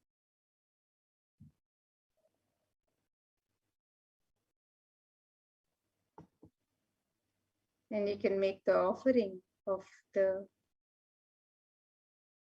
traditional alankaram, the ornaments and the sevas to Devi Parashakti. And you can also make the offerings of the e-hundi on the link on step 2. So the e-hundi offerings can be made in multiple currencies: the US dollar, the Australian dollar, the New Zealand dollar, the Canadian dollar, the euro, the Indian rupees, the Singaporean dollar, the Malaysian ringgit, the Great Britain pound, and the Chinese yen. And you can make these offerings in any amount as you would wish to offer. And it is your token of gratitude, your expression of the sacred sentiments that you would like to offer to Devi Parashakti today. And if you'd like to make a traditional offering of any of the items of Alankar, the ornaments and items of worship, or if you'd like to offer any sevas, you can also offer these on the website. You can make the offerings of the Devi Sahasranama Kasu, the Mukta Anguti, the gold finger ring with the pearl, the Swarna Padma Pushpa, the Swarna Metti, the Swarna Mangtika, the Pratyaksha Pada Puja, the Vastra Seva. All of the traditional offerings can be made on the website www.kailasamailer.com/sevas. And again, here you have the website www.kailasamailer.com/sevas. And you can also make an intention to make an offering if you would like to make an intention and receive the blessings of Devi Parashakti. To manifest your intention into reality, you can submit the form on step 1 to receive blessings to manifest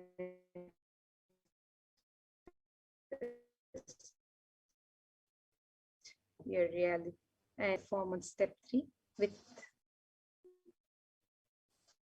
your name and the names of your family members, your prayer, your sankalpa to Devi Parashakti, and receive the blessings of Devi Parashakti for yourself and your family members when the puja and archanas are offered to Devi Parashakti.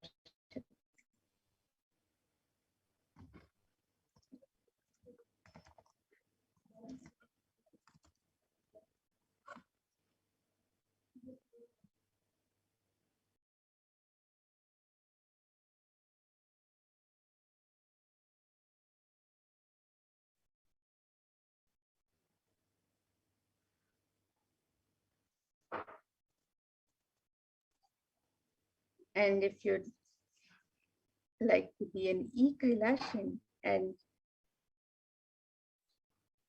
post your messages, your sacred sentiments, your prayers to Devi Parashakti, to the Supreme Pontiff of Hinduism, as you receive the live darshan. You can also join as a member on the YouTube channel, become an e-Kailashian, show by becoming an e-Kailashian, and also post on the YouTube live chat your Devi Parashakti, your prayers, your messages of gratitude and devotion. You can post on the live chat, on the YouTube live chat, on the channel, Kailasa's HDH Nithyananda YouTube channel.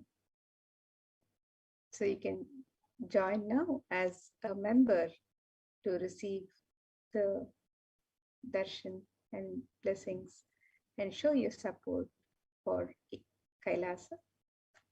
And if you'd like to be notified of all the live events and happenings and notifications of when new videos are uploaded, you can also click on the subscribe button on the channel.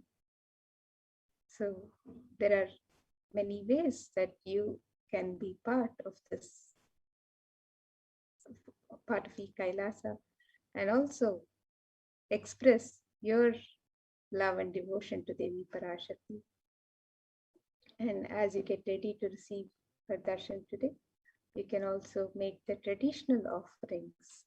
It is the tradition in Hinduism that whenever we receive the darshan of the divine, when we visit the temple, when we go to receive the darshan of the divine, we always make some offering of our sacred sentiments at the feet of the divine.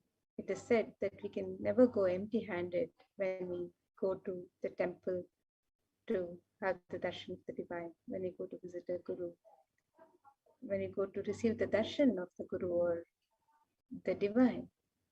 It is the tradition that we do not go empty-handed. We take just a little something.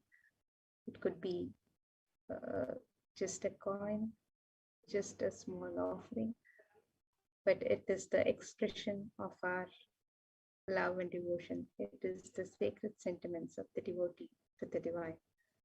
So you can make all of your offerings, the traditional offerings. You can express your sacred sentiments through the various offerings on the website www.kailasamulya.com/sevas.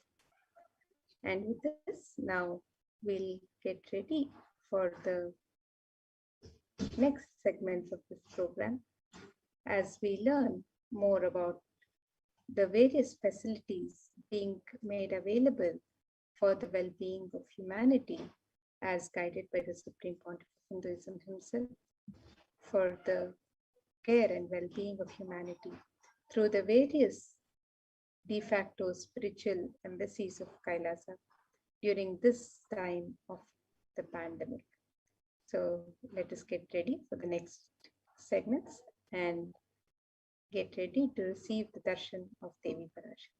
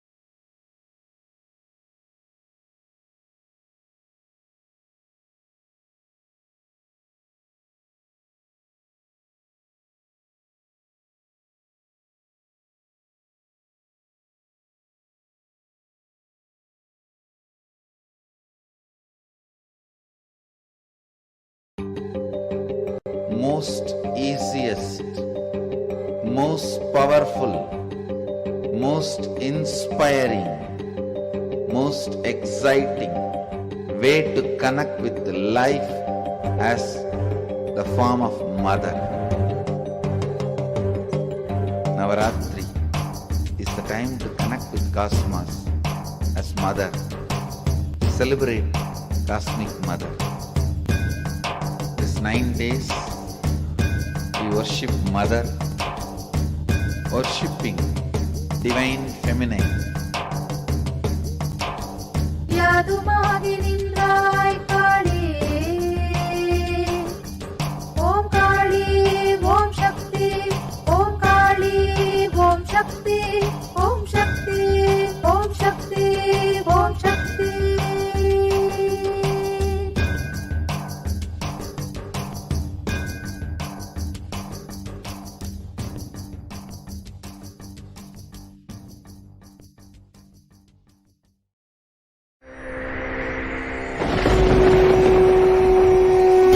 Ultimate divine descends in human body and expresses its extraordinary powers and experiences playfully. Sundareshwara is the embodiment of this statement. He is not Shiva as you understand, sitting in the Himalayas, frozen in the ice, in Samadhi. Sundareshwara is an artist with tremendous heart, ready to listen to human sufferings, ready to bend for human emotions. The one and only thing you need to obtain His grace is simple feeling connection. That's all. He bends for anybody, to any level. Even the word compassion is too small. He is still available. Even now, He is there. He assumes human body and relates with you, answers you, responds to you, raises you.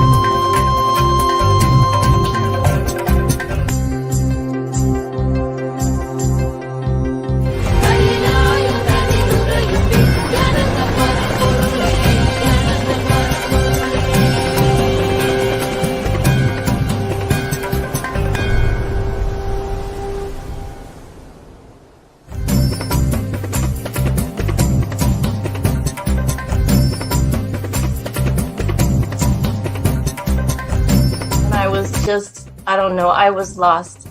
And then he was done speaking, and just tears just started my face. I'm just like, ugh, I don't know what just happened. It was just like unbelievable, just unbelievable.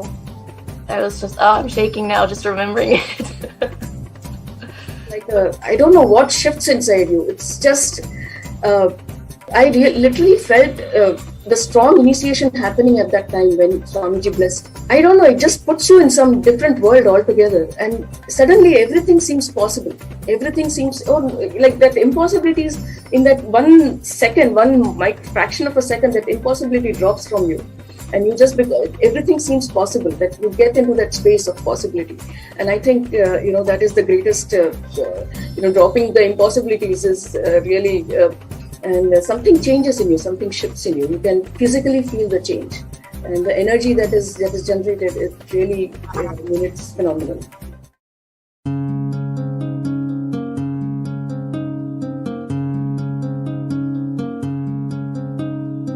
There are some gods, 9 unknown gods. The moment you call, they will be there. Venkateshwara, Balaji. I tell you, people give so much for Venkateshwara because he does the job. He is the 9 unknown god. There's a village folk story where Venkateshwara borrows from Kubera for his marriage and he is still paying the debt. Venkateshwara takes the responsibility of reserve to reserve. This whole story, beautiful story of Venkateshwara is an amazing concept. He is making Yaksha into Lakshmi.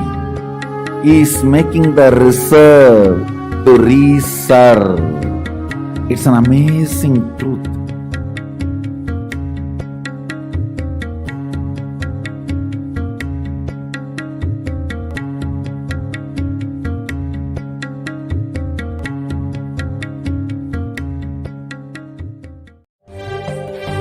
காளியின் ஆட்டத்தை ஆனந்தத்தை ஆனந்தத்தொடு ஆடிய ஆட்டத்தை கண்டோர் உயிருக்குளெல்லாம் இறங்கி குண்டலினி உயிர் செய்து மாய மனத்தின் இருளை அகற்றி மாயம் அழித்து மங்களம் தந்து குரு பக்தியும் சிவ பக்தியும் பரமசிவ பக்தியும் பரமசிவ சக்தியும் அளிக்கின்றேன். மனமாயை விடுத்து குரு பதத்தை பற்றுங்கள். நித்யானந்தமாய் நிஜாவதாரமாய் வந்துதித்த என்னை பற்றி வாழ்வில் எல்லா நலமும் பெற்றிடுங்கள். ஓம் ஓம் ஓம். யாதுமாகி நின்றாய் காளி, ஓம் காளி ஓம் சக்தி, ஓம் காளி ஓம் சக்தி, ஓம் சக்தி ஓம் சக்தி ஓம் சக்தி. ஓம் ஓம் ஓம் ஓம்.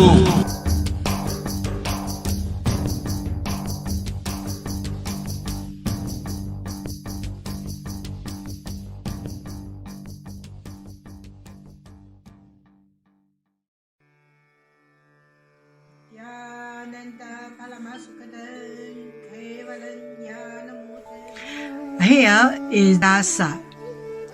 How can I be so lucky and have a happy life in Kailasa? It's a long story. My name is Lichi. My guru is His Divine Holiness Paramashivoham. Since I was very little, I already wonder what life for. I really want to know the result, the reason. A long time ago, I think if I earn enough money, I will be very happy person, and then life is for happy. I tried to earn money, and then I'm really rich, but money didn't give me happy. Then I to get the happy life in romantic love. Then the really romantic love take me go lots of place. Too many stories during this time, but I still don't feel I get the result, get the life reason. Then I start study from book, from video, from religion in many different ways. And when I study Buddha, that time I really appreciate Buddha gives so much intelligence to me about life. But I don't think study is enough for me. I want to be Buddha. But I don't know how. Who can let me get there? One day I found the video in YouTube, introduced Swamiji in that video. I suddenly, my eyes open wide. I get it. He must be my guru. I can get there. He can let me get what I want to know, and he can take me home, real home. This kind of feeling, then I start study from Nithyananda Sangha. one day, Swamiji Satsang said he need people devote land, home, money to build up Kailasa. Then I discussed with my husband, decide to give the whole farm to Nithyananda. That time, because both of us believe help Swamiji means help whole world. It's a big decision, but we just discussed so short time already. Done, decide. I really appreciate my husband love me so much and believe me, trust Swamiji so much. Soon here will be big temple, Gurukul, Goshena, and library. Introduce this my story to you, just me. Don't give up any chance to be founding father of Kailasa. It's best thing you can do in your life.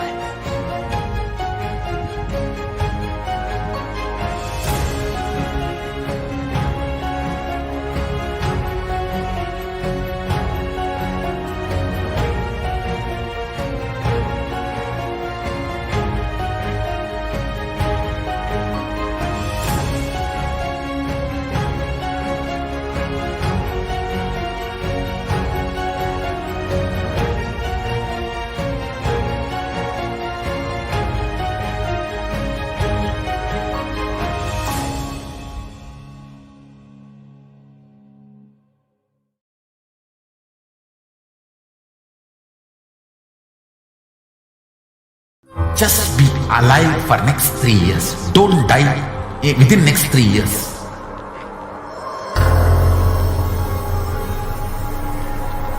Just don't die within next 3 years. Be alive. Somehow be alive. I'm working sincerely. I will reach you somehow. Somehow I will reach you. It's my commitment to humanity.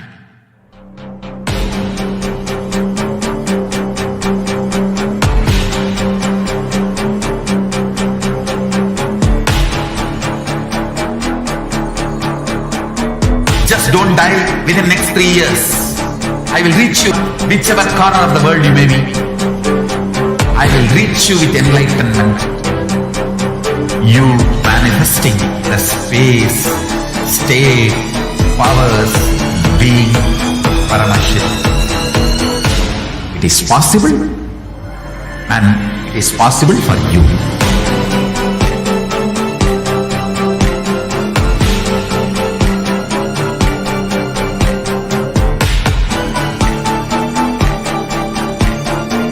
Paramashivoham will reach you with enlightenment science.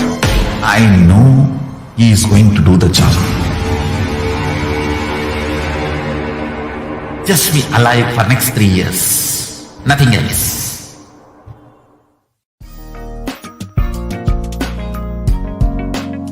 We get you health.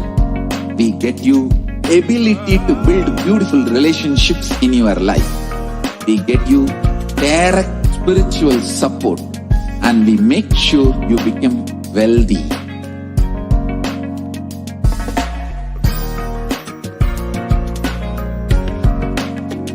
We won't stop giving you just good life. We will literally not stop till you live enlightened life. Manifesting the state of Paramashiva, space of Paramashiva, powers of Paramashiva, being of Paramashiva.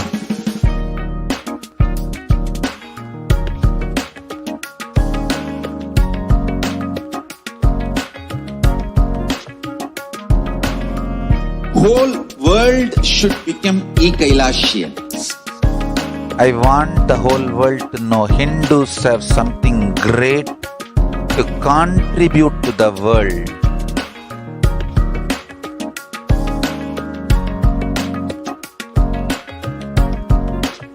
We have something great to contribute to the world. Let us do that.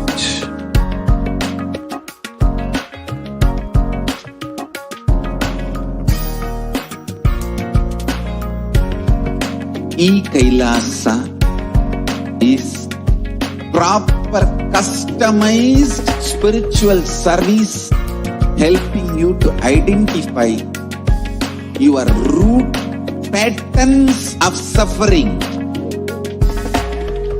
We have perfected the science of helping every individual from every cultural, religious, nationality background.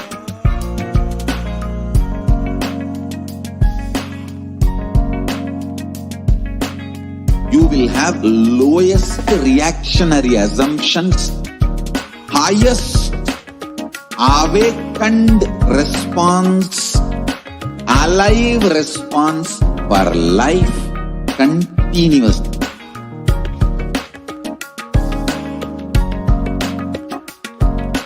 E-Kailasa is enlightenment ecosystem, literally enlightenment itself in your own home, wherever you are.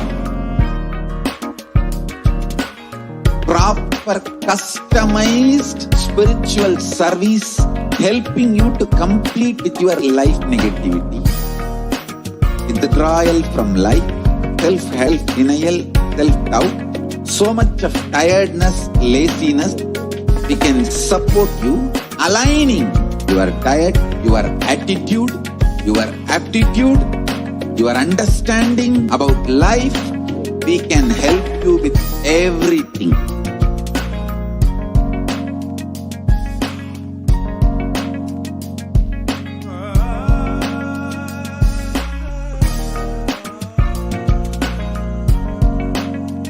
If you are interested in enlightenment, we will immediately bring this to you.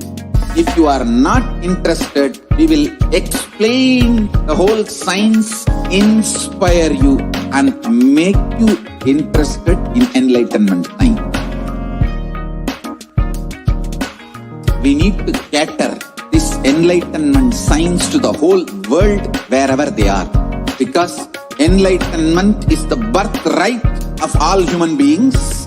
Kailasa is responsible to provide that to all human beings.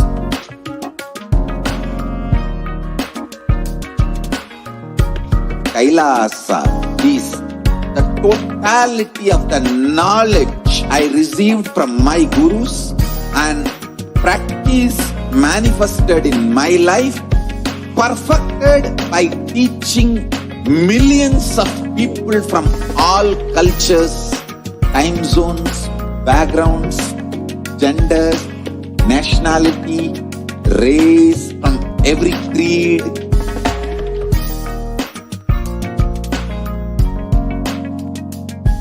So this absolutely perfected knowledge available to you, served to you in your home, without even you moving out of your couch, free of cost.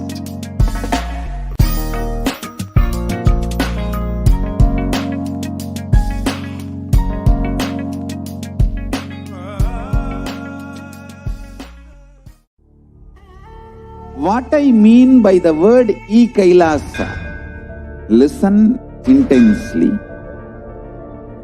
Enlightenment ecosystem, literally enlightenment itself in your own home, wherever you are. If you cannot come to Kailasa, it's okay. Kailasa can come to you. Kailasa coming to you is E-Kailasa.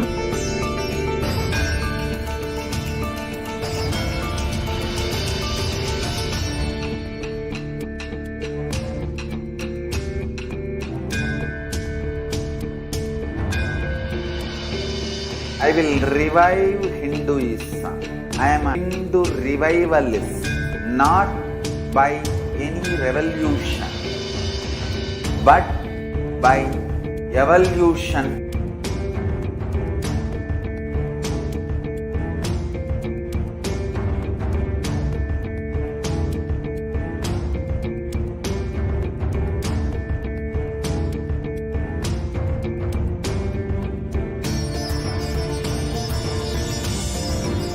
and setting model community.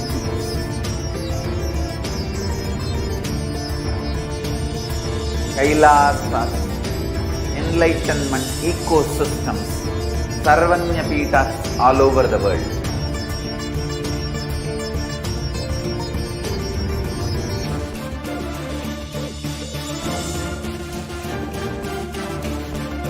All powerful cognition, knowledge, only when you live power manifestation and possibilities manifestation happens. It's a fundamental truth.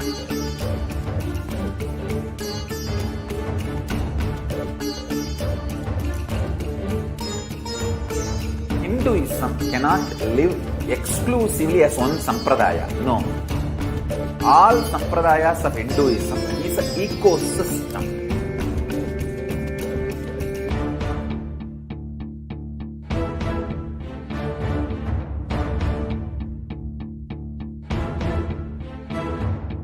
So don't keep quiet thinking that if one sampradaya is attacked, only that sampradaya is going to be affected. All of us are ecosystems.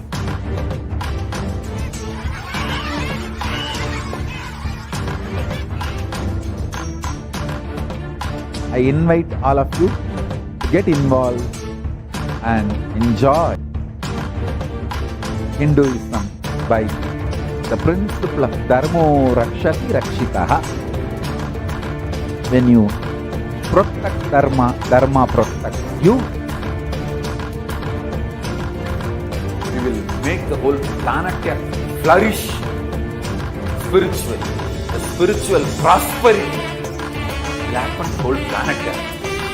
We all have to coexist together.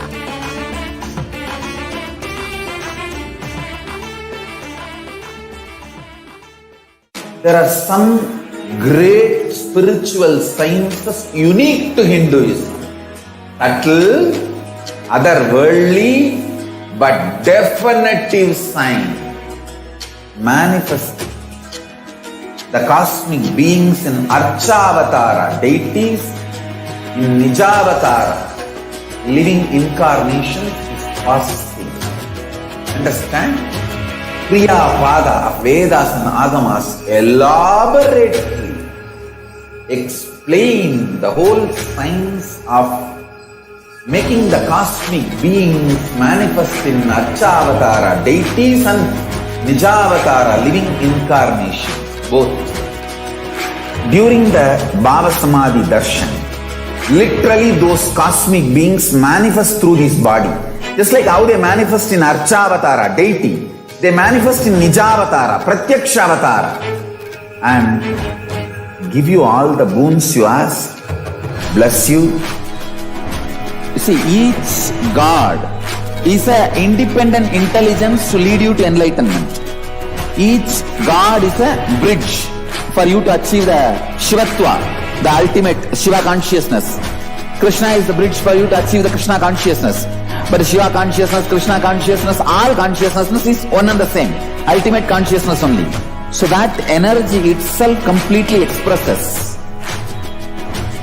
Just like Radhika, when I see my own sweetness in the mirror, I become eager to taste it. I find that the only way to relish this sweetness is through the constitution of Sri Radhika. Bhava Samadhi Darshan is a window to the infinite expanse of consciousness, allowing us to glimpse the formless in a way that we can understand. It cleanses the karmas of lifetimes. It awakens our biomemory to the space of Paramashiva, the ultimate consciousness, and creates a deep and lasting transformation in us.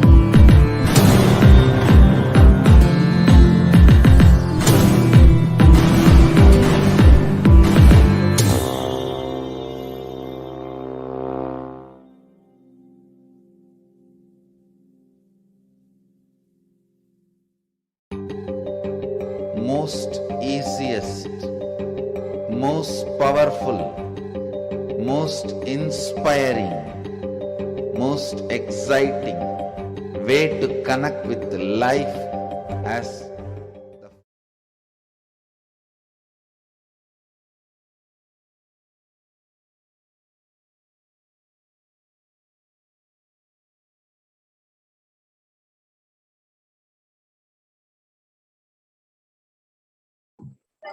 Nithyanandam. So, welcome viewers to today's Adi Kailash Nithyananda Sarangapeetam's COVID Care Protection Center segment. And today we are seeing amidst COVID, we need to enhance the international coordination to build the peace. Pandemic and building resilience in fragile states require concerted international action at local, national, and global levels. As the humanitarian and economic toll of COVID-19 pandemic continues to grow, so does the risk that the crisis will fuel new conflicts around the world while stunting prospects for resolving ongoing ones.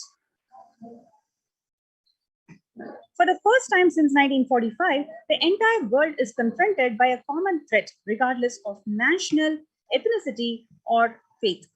A new social contract between people, governments, the private sector, civil society, and more can tackle the roots of inequality with fair taxation on income and wealth and universal benefits and opportunities for all. Now let us look into the supreme contributions of Supreme Pontiff of Hinduism. Vedic tradition beautifully describes Yastu Sarvani Bhutani Atmanyano Pashyati, which means the global peace is nothing but a product of individual peace. Whenever an individual goes through spiritual bliss, he manifests a beautiful, peaceful life for him and everyone around him.